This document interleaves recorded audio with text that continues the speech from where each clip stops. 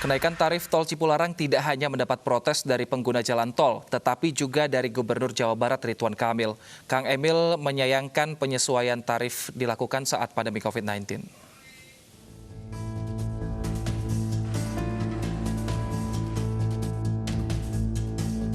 Kenaikan tarif tol Cikampek Purwakarta Padalarang atau Cipularang dan Padalarang Cileunyi Padalenyi yang ditetapkan PT Jasa Marga dan mulai berlaku tanggal 5 September 2020 dinilai menambah beban biaya operasional di tengah pandemi. Adapun besaran penyesuaian tarif ruas tol Cipularang untuk golongan 1 menjadi Rp42.500 yang semula Rp39.500. Sedangkan ruas tol Padalenyi untuk golongan 1 menjadi Rp10.000 yang semula Rp9.000.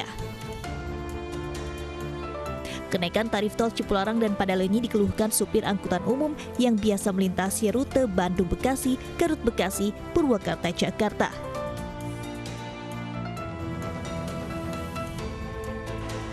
Mereka mengaku selain beban biaya kian besar, pendapatan mereka juga menurun karena minimnya penumpang selama pandemi.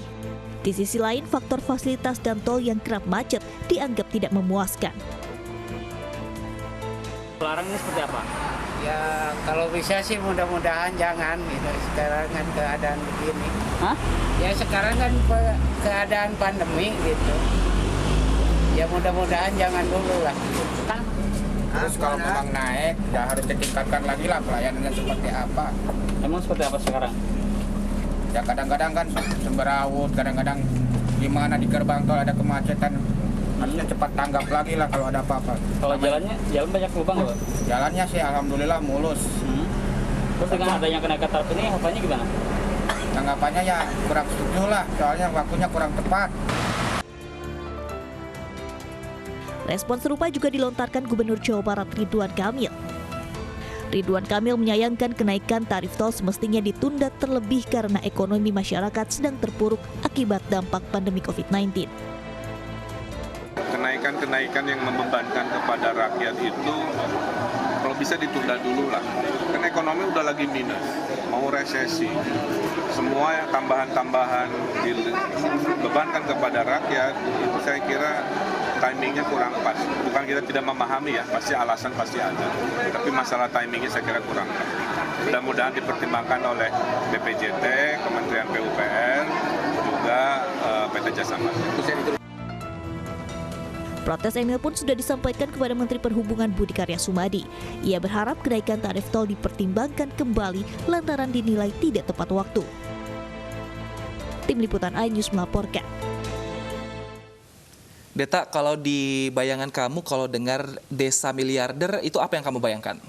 Warganya punya mobil mewah, terus pendapatannya juga tinggi, rumahnya luas, bertingkat, seperti itu. Nah, itu warganya. Kalau ini desanya yang miliarder, karena mereka ini operasionalnya, mobilnya menggunakan mobil mewah, dan juga pendapatan desa dalam 1 tahun ini mencapai 4 miliar rupiah. Desa di mana itu, Wilson? Jadi penasaran ya, pemirsa? Kita simak informasi selengkapnya.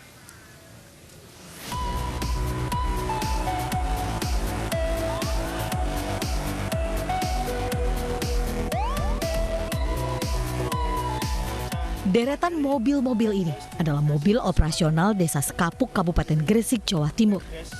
Tapi, mobil mewah, minibus, hingga ambulans ini bukan dibeli dari anggaran desa loh ya, melainkan dibeli secara mandiri. Ya, mobil mewah dan mobil minibus ini dibeli secara tunai dari hasil pengelolaan badan usaha desa yang mencapai 4 miliar per tahun. Wow!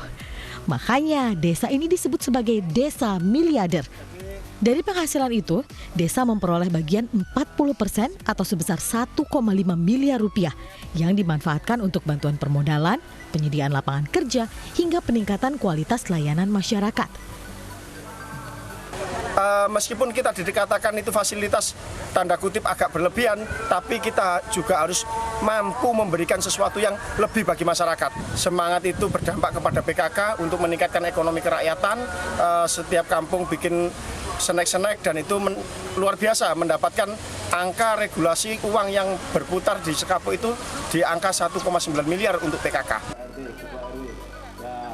Desa Sekapuk memanfaatkan daerah bekas tambang menjadi objek wisata Bukit Kapur Setigi. Bukit Kapur Setigi menjadi salah satu dari 5 badan usaha desa yang menyumbang pendapatan desa hingga 4 miliar. Warga berharap desanya bisa menjadi inspirasi bagi desa lainnya. Ini terobosan baru untuk desa, agar desa-desa yang lain itu meniru langkah-langkah Setigi untuk mendapatkan income. Ribuan wisatawan setiap minggunya memadati destinasi wisata yang dulunya terbengkalai, kotor, dan kumuh. Karena pengelolaan yang tepat, warga sekitar pun mendapat lapangan pekerjaan baru dan bisa berwirausaha. Dari Gresik, Jawa Timur, Ismanto, iNews melaporkan.